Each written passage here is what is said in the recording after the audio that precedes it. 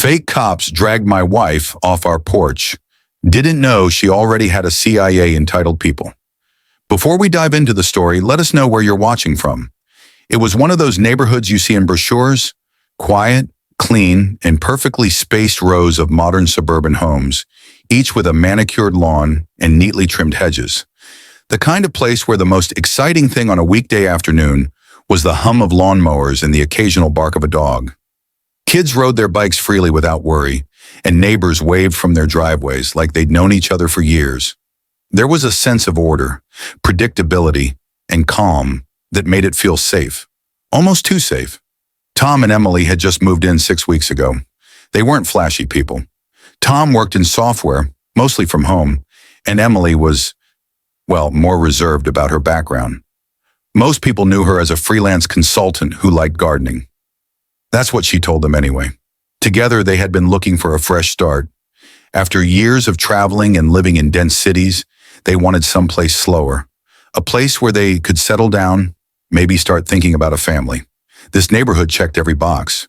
Their home sat near the corner of a cul-de-sac, facing a row of identical-looking houses, painted in friendly shades of beige and pale blue. It was the kind of neighborhood where people took porch decor seriously. Wind chimes, rocking chairs, welcome mats, and potted plants seemed like requirements, not preferences. And Tom and Emily fit right in. They spent their first weekend painting the mailbox and hanging up a seasonal wreath that Emily had crafted herself. A few neighbors stopped by with cookies and polite smiles, welcoming them like they were already part of something. It didn't take long before the HOA reached out. Not in a threatening way, not yet, but more like enthusiastic recruiters. A laminated welcome packet showed up at their doorstep one morning, full of information about trash pickup days, community events, and, of course, the guidelines for maintaining the neighborhood's charm. There were rules about lawn height, exterior paint colors, how long a car could be parked on the street, and even which types of holiday decorations were allowed. Tom laughed about it at first. Emily raised an eyebrow but didn't say much. Wanting to be good neighbors, they attended the next HOA meeting at the local community hall. It was more formal than they expected. Folding chairs in rows, a table up front with name tags, and a few residents who looked like they'd been on the board for decades. The president, a sharply dressed woman named Carol, gave off the energy of someone who took the home in Homeowners Association very seriously. She greeted Tom and Emily with a firm handshake and a tight smile that didn't quite reach her eyes.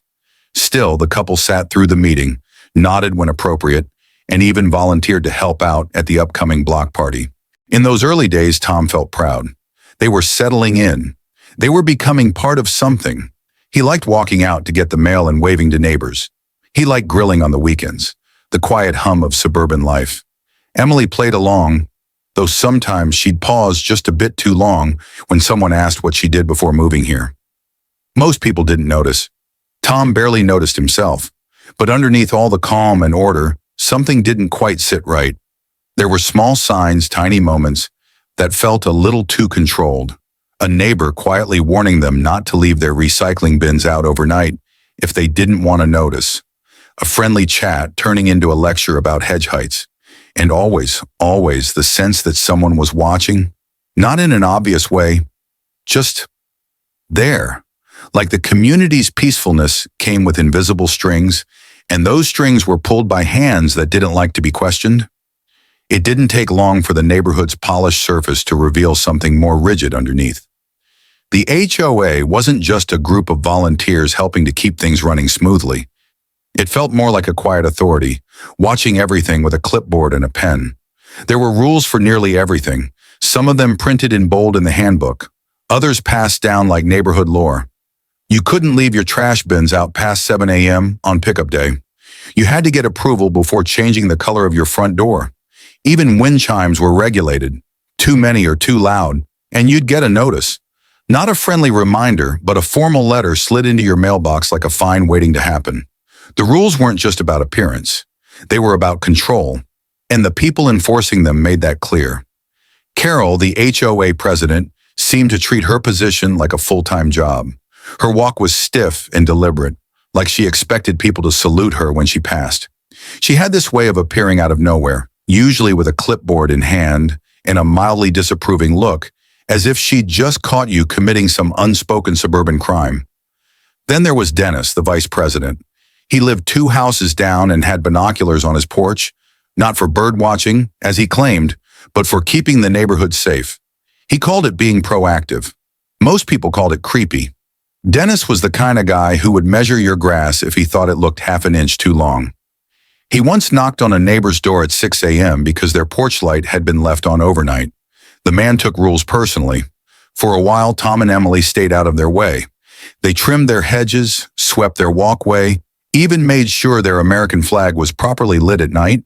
But eventually, even the most careful residents slip up. Emily's mistake was something so small it barely registered at first. One afternoon, she brought home a set of small clay flower pots from a local craft fair. They were handmade, painted in earthy tones, and she arranged them neatly along the front steps, 3 on each side. To her, it was just decoration. To Carol, it was a violation of the front step aesthetic guidelines. Apparently, only neutral planters made of ceramic or plastic in earth-toned or HOA-approved colors were allowed.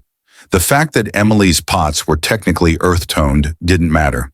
They hadn't been cleared through the proper approval channel. 3 days later, a notice appeared in their mailbox. Violation of Section 4.3c, unauthorized decorative elements. It was typed, dated, and signed at the bottom by Carol herself. A second copy was taped to their front door. The letter warned that if the planters weren't removed within 48 hours, the HOA would take action. Tom thought it was ridiculous. Emily laughed at first, until Dennis showed up at their porch the next day, not to talk, but to take photos. He didn't say a word, just stood at the edge of their yard snapping shots like he was gathering evidence for a crime scene. When Tom opened the door to ask what he was doing, Dennis simply nodded toward the notice and walked away. It was unsettling. Not just the obsession over planners, but the way the HOA operated, like a quiet, ever-present authority that didn't need permission to insert itself into your life. Emily removed the pots the next day, but something about it lingered. It wasn't just about flower pots. It was about power and who got to have it. It started on a quiet Wednesday morning, the kind where the sun rises slowly, the streets are still, and the only sound is the occasional delivery truck or a dog barking a few houses down. Tom had just brewed a second cup of coffee and was answering work emails at the kitchen table. Emily was outside on the porch, watering the hanging ferns she had just replanted. It was calm, unremarkable, until the knock came. 3 sharp raps on the door, firm, deliberate. Tom peeked through the front window and saw 2 men standing on the porch, both in dark uniforms, black boots, sunglasses, and what looked like utility belts. One wore a hat with the words security stitched on it, though not in the typical police department font. The other had a badge clipped to his belt, partially visible beneath his windbreaker. No patrol car in sight, just a plain silver SUV parked across the street. Tom opened the door slowly. "Can I help you?" The taller man stepped forward slightly, his voice level but firm. "We're here to speak with Emily James. Is she available?" Tom blinked. "That's my wife. What's this about?" "It's regarding a private community matter. We've been authorized by the HOA to speak with her directly. It'll only take a few minutes." Emily had heard the voices and walked over from the porch, wiping her hands on a towel. "Everything okay?" she asked, giving the 2 men a cautious once-over. Her eyes rested a bit longer on the one with the badge. The shorter one turned to her. "Ma'am, we need you to come with us to discuss a code enforcement issue. There's been a formal complaint. We've been asked to escort you for a brief review and questioning." Emily narrowed her eyes. "I'm sorry. What kind of complaint?" "We can explain everything in the vehicle. It's standard procedure." "Standard for who?" she asked, her tone now firmer. She stepped closer to Tom, folding the towel slowly. "You said this is about the HOA?" "That's correct. The matter's been escalated beyond their local enforcement capacity. We're assisting." It didn't make sense. HOA violations didn't involve escorts or questioning. They involved printed warnings, follow-up notices, and passive-aggressive emails. Not 2 men in boots showing up unannounced and demanding someone come with them. especially without giving any real details. Tom spoke up, trying to sound calm. If there's an issue, we can speak with Carol or the board. We've never heard of the HOA bringing in private officers. The taller man straightened up, his hand resting just near his belt. Sir, we're not here to debate. We need her to cooperate. Emily looked from one man to the other, her posture still, eyes unreadable. She wasn't panicking, just watching, listening, calculating. Then show me your identification, she said slowly. Both of you. Full names, agency, and documentation. There was a beat of silence, a long one. The two men exchanged a glance. The shorter one finally spoke, more clipped this time. Ma'am, we don't have time to go through formalities. We're asking you to comply voluntarily. Emily stepped back slightly. If you're not going to verify who you are, then I'm not going anywhere. Tom's heart was pounding now. He wasn't sure why, but something felt deeply off. It wasn't just their evasiveness. It was the pressure, the vagueness, the sense that they were trying to make this feel more official than it actually was. And Emily, she wasn't confused anymore. She was suspicious. The taller man shifted on his feet. You can come with us now, or we can call for backup, he said. Then do it, Emily replied coldly, because I'm not moving an inch until I see a real badge. The air shifted. The two men, still postured in cold authority, exchanged another silent glance. Emily had called their bluff, but instead of backing down, they doubled down. The taller one stepped forward with a new kind of tension in his body. No longer the practiced calm of someone following procedure, but the twitchy urgency of someone who felt like their cover was slipping. Ma'am, he said, voice sharper now, we've been more than patient. If you're going to resist, we're authorized to use force. Emily's jaw tensed. She didn't flinch, but she did move, just slightly, her right foot stepping back, centering her weight. Her voice stayed steady. That's not how this works. You're not police. You don't have any authority.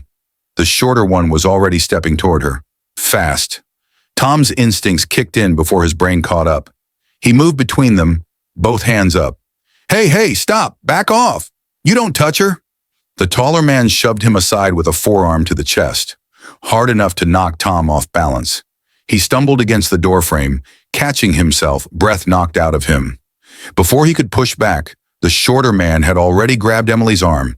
She twisted away, fast, like someone who knew exactly how to move. For a split second, it looked like she might break free. But the other man was already behind her, grabbing her other arm. Together, they dragged her toward the steps. It wasn't clean or professional. It was sloppy and fast and quiet, as if they didn't want anyone nearby to notice what was really happening. But they had already been noticed.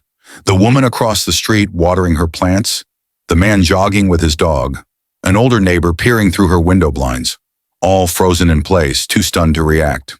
Tom scrambled up from the porch, panic rising in his throat. Let her go, he yelled, running after them. He got 2 steps down the walkway before the taller man spun, yanking something from his belt. Not a gun, at least not obviously, but a black object that looked enough like one in the moment to stop Tom dead in his tracks. His breath hitched, his body locked up. Every instinct screamed to move forward, but his feet wouldn't obey. Emily didn't scream. She didn't struggle in a way that looked frantic or wild. She went quiet, eerily quiet. Her eyes met Tom's, and for just a second, something passed between them. Not fear, not shock. Focus. They shoved her into the back of the silver SUV and slammed the door shut. Tires screeched against the pavement as the vehicle sped off down the street, disappearing around the corner with a sharp right turn. Tom stood frozen in the middle of the walkway, fists clenched at his sides, heart pounding so loudly he couldn't hear the world around him. His wife had just been taken, right off their porch in broad daylight, in the middle of a quiet, suburban neighborhood, and no one, not even him, had been able to stop it. Across the street, someone finally pulled out a phone. Another neighbor stepped out, cautiously, asking what just happened. But Tom didn't answer. He was still staring at the empty road, his mind racing to catch up to the chaos that had just torn his life wide open. Emily had never been one for secrets. Not really. It wasn't that she was dishonest. Quite the opposite, actually. She was always straightforward, always ready with a smile or a quick-witted remark. But there were layers to her, pieces of her past that she kept carefully hidden, not out of shame, but out of necessity. And it wasn't that she didn't trust Tom. She did, more than anyone. But there were some things that, once revealed, couldn't be undone. Some truths that would change everything, even the simplest moments. It had been her decision to walk away from it all. The world of intelligence, of covert operations, of manipulating information and lives in the name of national security. It had been thrilling at first, the adrenaline of the chase, the sense that she was always one step ahead. But over time, the weight of it had started to crush her. The lies, the double lives, the constant fear that one wrong move could undo everything. And then there were the people she had become, or the people she had left behind. Emily's real name wasn't Emily James. It wasn't even close. But she had to choose something. Something simple. Something unremarkable. She needed to disappear. To be just another face in the crowd. That's why she'd picked this place. This quiet, predictable neighborhood. No one asked questions. No one needed to know her past. No one needed to know what she could do if pushed. When she'd met Tom, it had been like stepping into a dream. He was kind, funny, grounded. He didn't see the world the way she did, not through the lens of surveillance, of danger lurking around every corner. He saw it in simpler terms: home, work, weekends, family. He didn't know the woman who had once been trained to kill with her bare hands or hack into any system without leaving a trace. He didn't know that she had lived in shadows, moving through countries with a false passport and a new identity every few months. And she wanted to keep it that way. But the more time she spent with Tom, the harder it became to keep the truth buried. She wanted to tell him. She wanted to say it all, to explain why she was so good at disappearing into the crowd, why she always seemed to know how to handle herself in situations that should have been beyond her control. But she couldn't. Not yet. Not while she was still trying to convince herself that this life could be permanent, that this new version of herself, Emily James, the suburban wife, could last. But then came the knock on the door, the fake cops, the forceful way they grabbed her off the porch. And as they dragged her away, something snapped inside her. Her old instincts flared up, the training she'd buried deep within her for years, the skills that had kept her alive in a world full of threats and enemies. She knew what to do. She knew how to handle herself, how to get out of this mess. But for the first time, she didn't want to. She didn't want to be that person anymore. But she had no choice. The moment they shoved her into the back of the SUV, her mind clicked into overdrive. She ran through her options, analyzing every detail in the seconds before the car sped off. The fake cops had no idea who they were dealing with. They thought she was just a suburban housewife, an easy target. But she wasn't. Not anymore. They might have been able to take her off the porch, but they hadn't taken away her ability to think, to strategize, to fight. It was a matter of time before she would make her move. And when she did, she needed to be ready. She had to be careful. There were people, important people behind this. People who didn't just want to intimidate her, but to use her connections, her knowledge. And the moment she let her guard down, everything she had fought to protect would be exposed. As the car jolted over bumps in the road, Emily's mind flashed back to her time in the field. She thought of the people she had left behind, the ones she couldn't reach anymore, her CIA colleagues, the ones who had worked beside her, the ones who knew her as something else entirely, the woman who had taken down enemies with no more than a thought, who could gather intelligence without ever stepping foot in a room, the woman who had walked away from it all to live a normal life. But that life, the one she'd imagined with Tom, was over now. The fake cops, the people who had come for her, had shattered that illusion. She had known the moment she heard those knocks that her past would find a way to pull her back in. She just hadn't realized how quickly it would happen. And now she had to decide. Would she tell Tom everything? Would she risk shattering the quiet life they had built together for the truth? The truth that could change everything. Tom couldn't sit still. Not now. Not with Emily gone. His mind spun in endless circles, trying to make sense of what had just happened. The moments after the SUV had sped off felt like a blur. Everything in the neighborhood seemed too quiet, too distant. He had barely registered the neighbors who had come out, asking what had happened, offering sympathy, but their words barely reached him. His thoughts were too far away, focused entirely on one thing, finding Emily. He couldn't afford to wait for the authorities. They wouldn't be quick enough. They wouldn't care enough. This wasn't just a case of a missing person or a typical kidnapping. This was something else. He could feel it in his gut. The men who took her, those so-called cops, they hadn't acted like professionals. They weren't what they seemed, and that unsettled him more than anything else. His first instinct was to go to the police. He grabbed his phone and dialed the local precinct, but the more he explained, the more their responses became a series of polite questions and slow assurances. They were taking it seriously, they said. They would begin an investigation, they said. But there was something about their tone, something about their hesitation, that made Tom's blood run cold. The police, he realized, weren't going to help fast enough. They wouldn't think outside the box, wouldn't recognize the depth of what had just happened. They had no reason to suspect what he was beginning to understand. Emily wasn't just a random victim. She was something much more. Something that, if he wanted to save her, he was going to have to uncover on his own.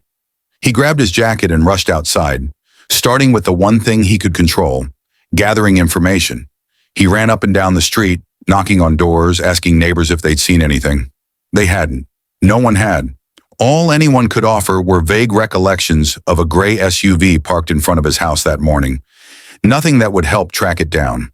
With no leads, Tom did the only thing he could think to do. He searched online. Every minute he spent scrolling through forums, looking for clues, felt like an eternity. Somewhere in the back of his mind, a nagging thought kept whispering to him. Emily had known something. She had known something was wrong before it even happened.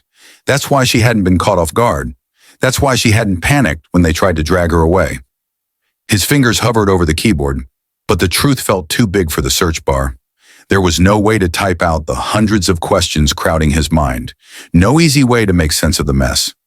All he had were pieces of a puzzle he didn't know how to solve. Meanwhile, miles away, Emily's mind was already working faster than her captors could comprehend. She hadn't waited for some dramatic rescue. Number Emily had spent her entire life taking control of the narrative, and now as the SUV bounced along the road, she was already plotting her next move. Her training was sharp.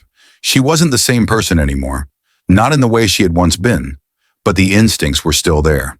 The CIA had trained her for situations like this, situations where every second counted and every move mattered.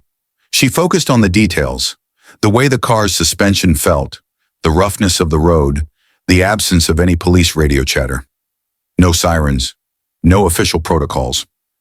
These men were imposters, and their lack of discipline told her everything she needed to know. Emily's eyes darted around the interior of the vehicle. The two men hadn't bothered to blindfold her or secure her in any real way. They had underestimated her from the start. She hadn't been hogtied, hadn't been placed in some kind of secure cage. They didn't think she was a threat. That would be their mistake. She subtly tested the door handle. Locked. But only just. A slight push against it, and she could feel the mechanism give, the possibility of escape just within reach. The men, for all their supposed authority, hadn't been careful. Their complacency was her advantage. She listened to their conversations, half-hearted, unprofessional. They didn't know anything about her. They didn't know her background. They didn't know what she was capable of. Her body remained still, but her mind moved faster than it ever had before. She cataloged everything. The sound of the engine, the way the driver's knuckles gripped the steering wheel, the slight odor of stale coffee that lingered in the air. It was all information, all things she could use.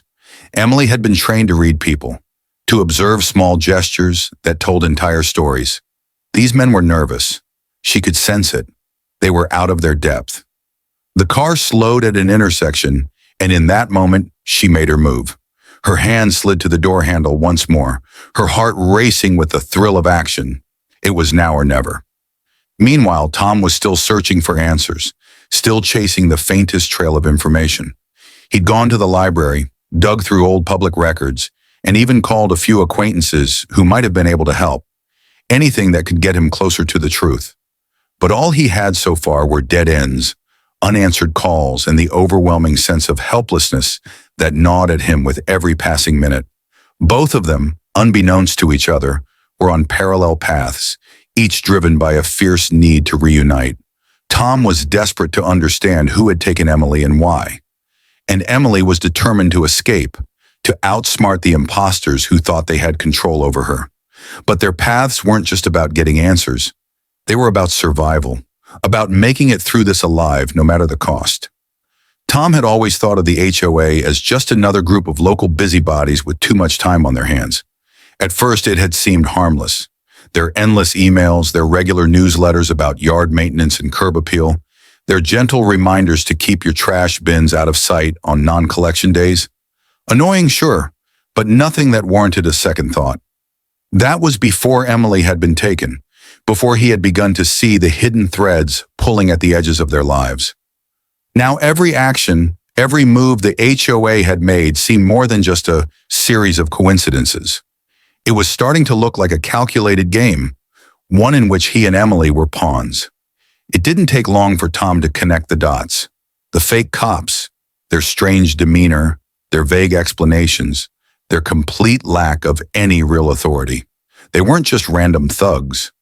No, they were connected to something deeper, something more sinister. Tom's heart twisted when he finally pieced it together.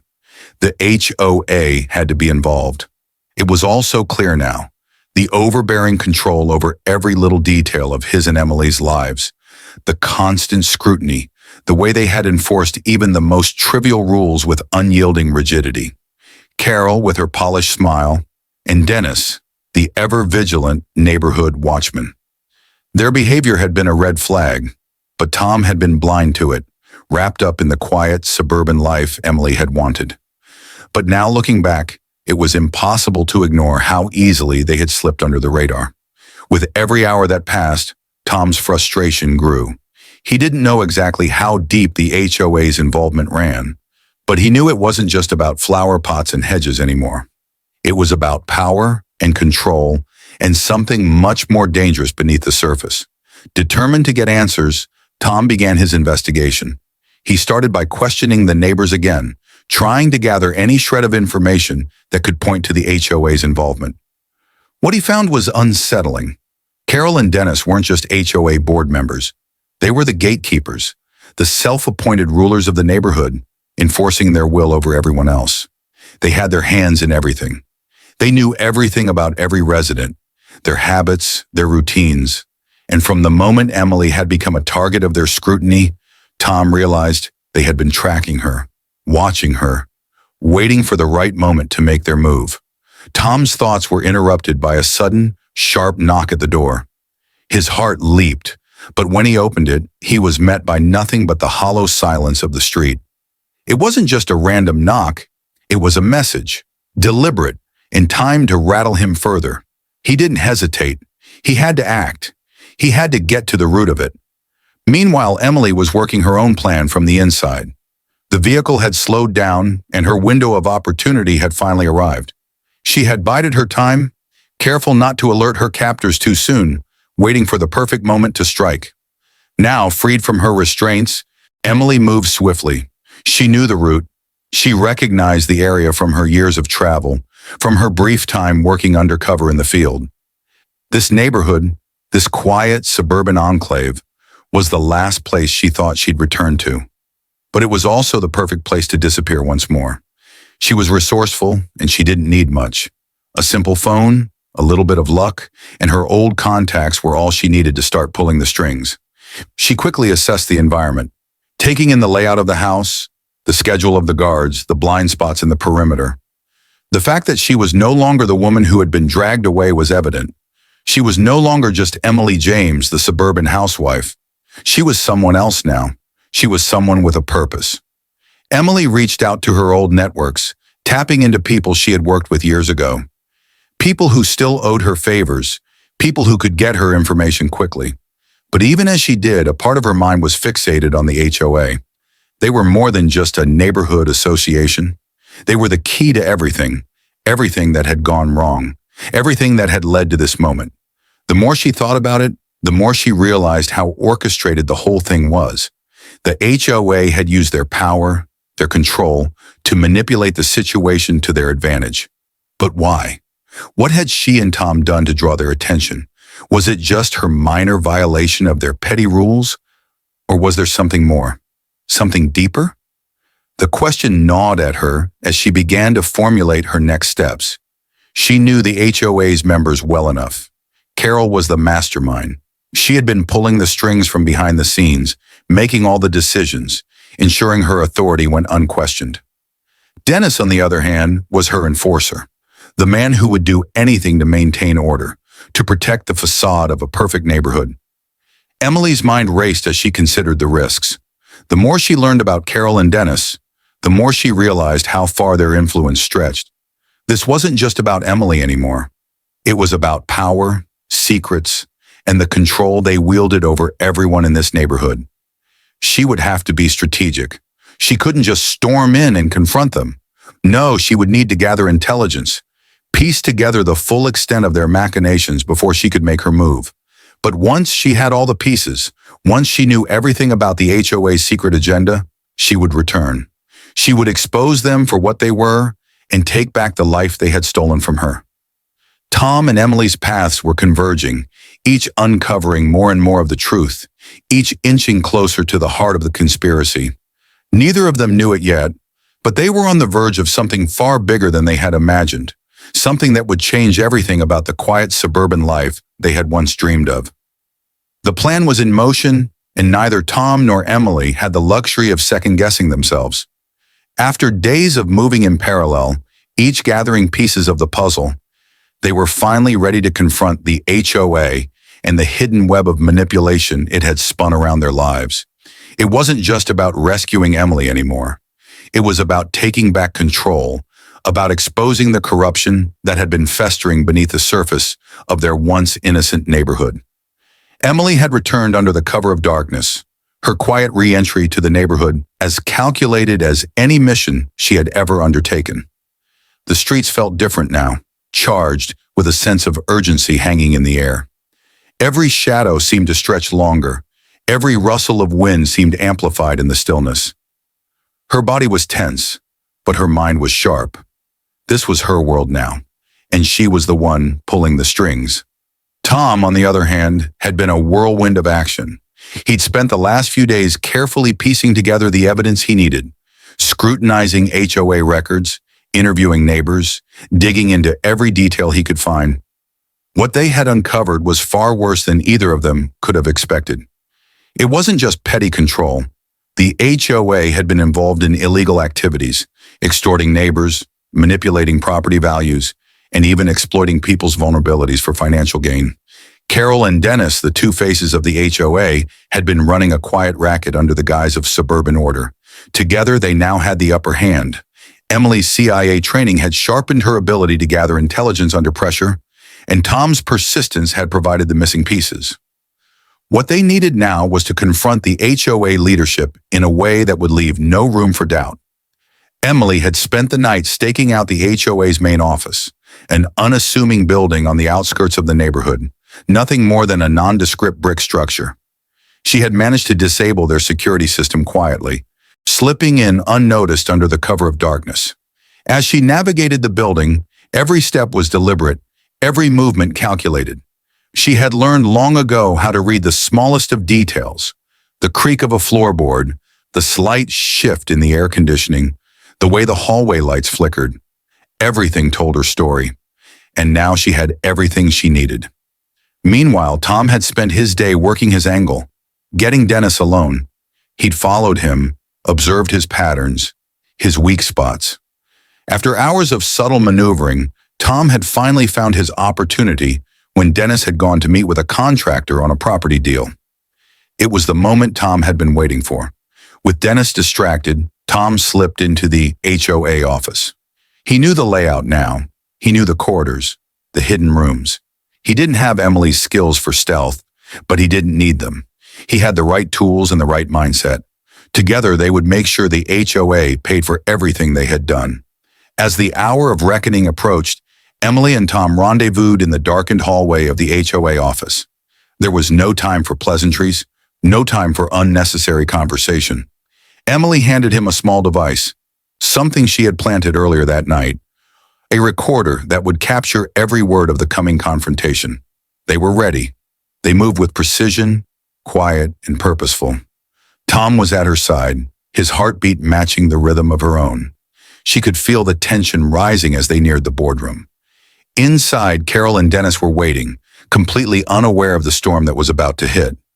When they pushed open the door, the room fell silent. Carol's face twisted in surprise, quickly morphing into something darker, a flash of recognition, then anger. Dennis stood beside her, his hand inching toward the concealed weapon he carried beneath his jacket. But Emily was already prepared. Her eyes flicked to the gun, to Dennis's hand, and in a heartbeat, she was moving. Her voice was calm, but it cut through the air like a blade. "You're not getting away with this," she said. The words were simple, but they held a weight that none of them could ignore. Tom stepped forward, his presence an unspoken threat. He had heard everything. He had seen the evidence. The two of them together had the power to bring down everything Carol and Dennis had built. The weight of their corruption was no longer hidden. They had the recordings, the documents, the proof. Carol's lips curled into a smirk, but it didn't reach her eyes. "You think you can stop us?" she sneered. "You're just a couple of amateurs playing at something bigger than you can handle." Emily's eyes narrowed. She wasn't playing anymore. She stepped forward, pulling out the flash drive with all the incriminating evidence. "We already have what we need. All we have to do is press send." The tension in the room thickened, and Tom's jaw clenched as he watched the expression on Carol's face shift from arrogance to fear. There was no way out for them now. Every move they had made, every plan they had orchestrated, was about to crumble before them. Dennis made a subtle movement, his fingers tightening around the grip of the gun hidden in his jacket. But Emily's instincts flared. She was faster. In an instant, she had him disarmed, his weapon clattering to the floor before he could raise it. He was on the ground, his own strength no match for her precision. Carol's defiance faltered, and for the first time, she looked vulnerable. But Emily didn't give her the satisfaction of a long stare. Instead, she turned to Tom, who was already one step ahead, calling the authorities. The game was up. With the final pieces in place, the showdown ended not with gunfire or violence, but with the quiet, unstoppable weight of truth. The HOA's carefully constructed empire of control, of intimidation, of secrecy was over. Tom and Emily had broken it wide open, and now they had the evidence to make sure it wouldn't happen again.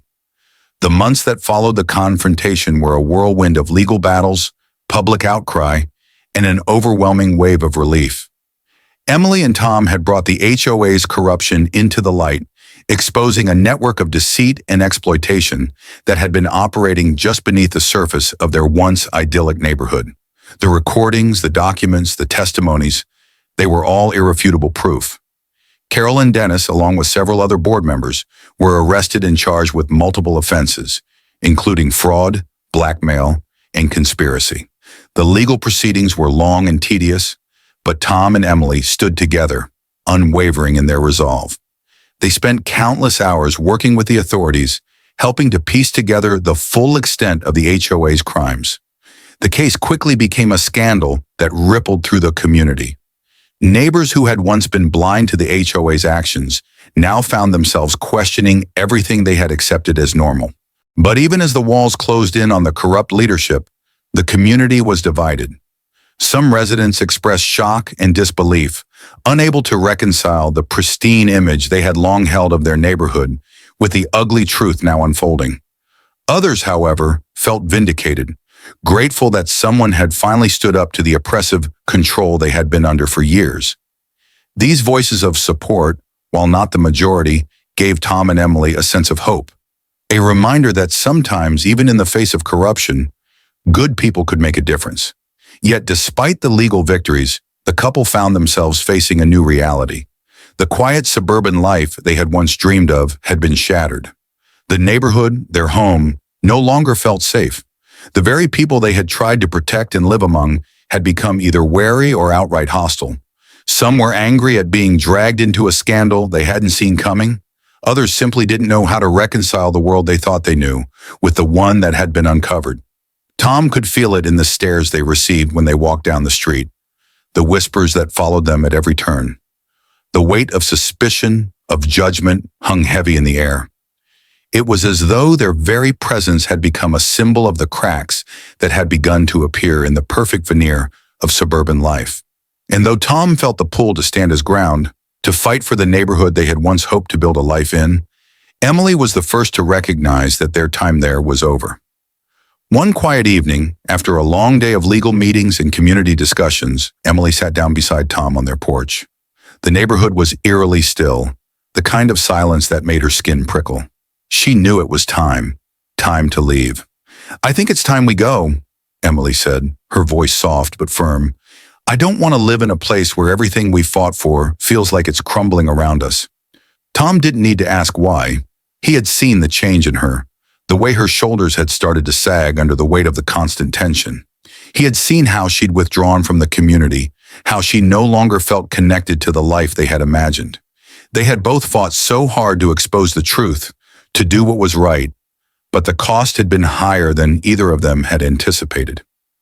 "We'll find a new place," Tom replied, his hand finding hers. "We'll start fresh, just you and me." It wasn't about running away. It was about reclaiming something they had lost along the way, the peace they had once sought when they first moved into the neighborhood. For Emily, the past was something she had spent years burying. The CIA, the missions, the danger. Those memories felt like shadows that had always loomed over her, even in the quietest moments. But now, for the first time in a long while, Emily felt a sense of acceptance settle within her. She no longer needed to keep running from her past. It had shaped her, yes, but it didn't define her future. She had made peace with who she was, the choices she had made, and the woman she had become. "I want to put it all behind me," she said, looking out at the quiet street that had once felt like home. "No more secrets. No more running." Tom squeezed her hand, his expression a mixture of love and understanding. "We'll build something better, together." They began the process of leaving behind the life they had known, packing up their belongings, selling the house, and finding a new place where they could start over. It wasn't easy. There were still legal matters to tie up, still the remnants of the scandal that lingered in the air. But as they loaded the last box into their car and said their goodbyes to a place that had once held so much promise, they both knew it was the right choice. The road ahead wasn't without challenges, but Emily and Tom were no longer just a husband and wife. After everything they had faced together, they were partners in every sense of the word. They had fought for their lives, for their future, and they had come out stronger on the other side. They settled in a small, quiet town far from the chaos of their former lives. It wasn't the suburban dream they had once envisioned, but it was a place where they could breathe. They found a community that welcomed them, one that valued kindness and trust rather than control and power. It wasn't perfect, but it was theirs, and that made all the difference. As they unpacked their belongings in their new home, Emily looked out the window at the peaceful street and felt a deep, steadying sense of calm.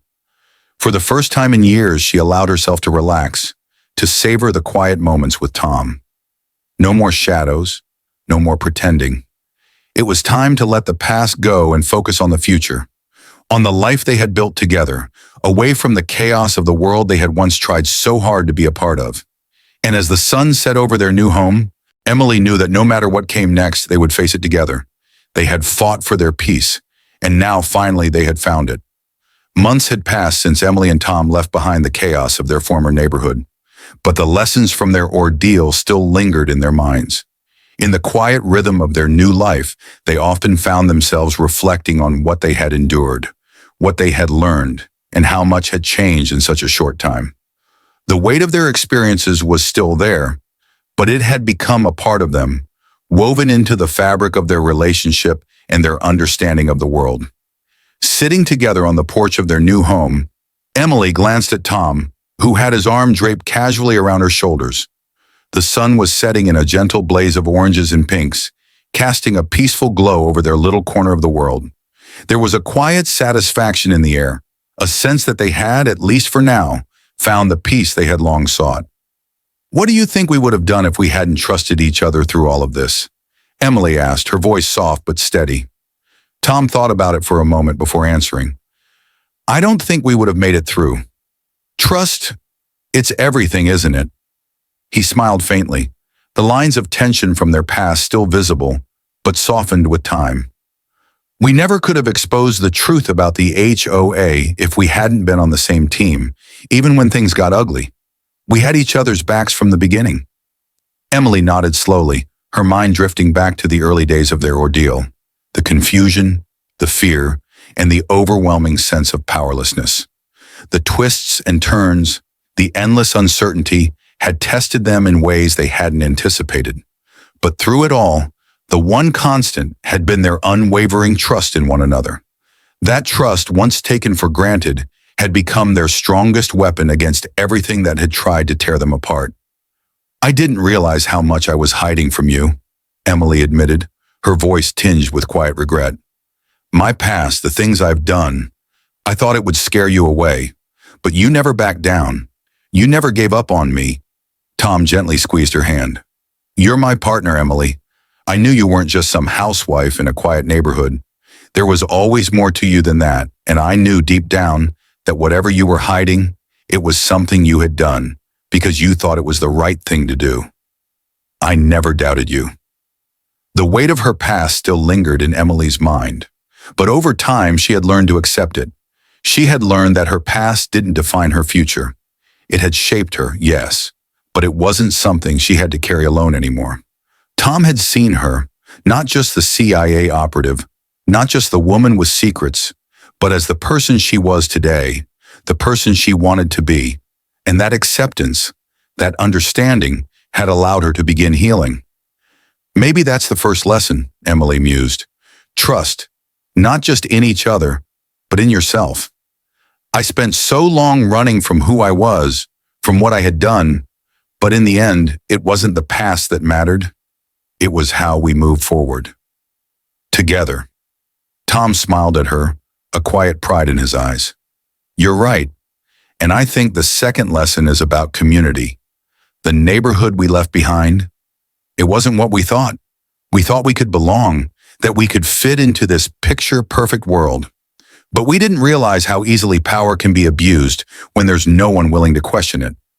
We learned the hard way that community isn't just about being surrounded by people.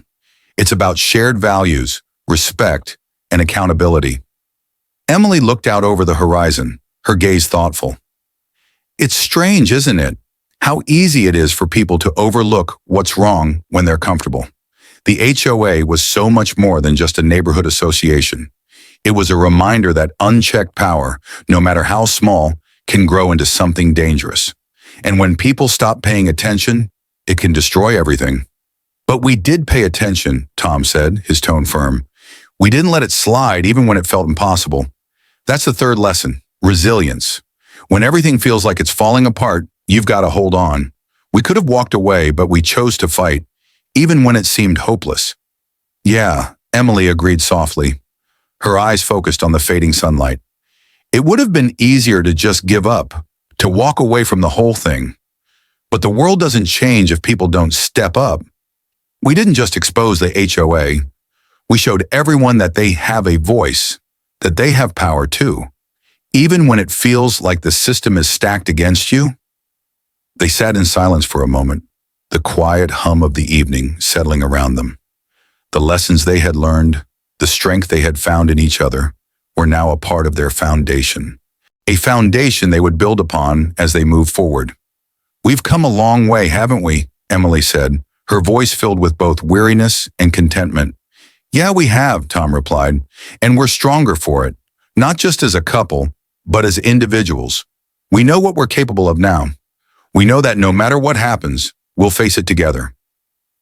As the night deepened and the stars began to twinkle overhead, Emily and Tom leaned into each other, finding comfort in the knowledge that their bond had weathered the storm. The journey they had taken, though fraught with pain and uncertainty, had led them to a place where they were no longer defined by what had happened to them, but by how they had overcome it. Their reflections, their lessons learned, were not just about survival. They were about hope, about the quiet power of trust, the importance of staying vigilant against the erosion of justice, and the resilience that lived in the heart of every person willing to stand up for what was right.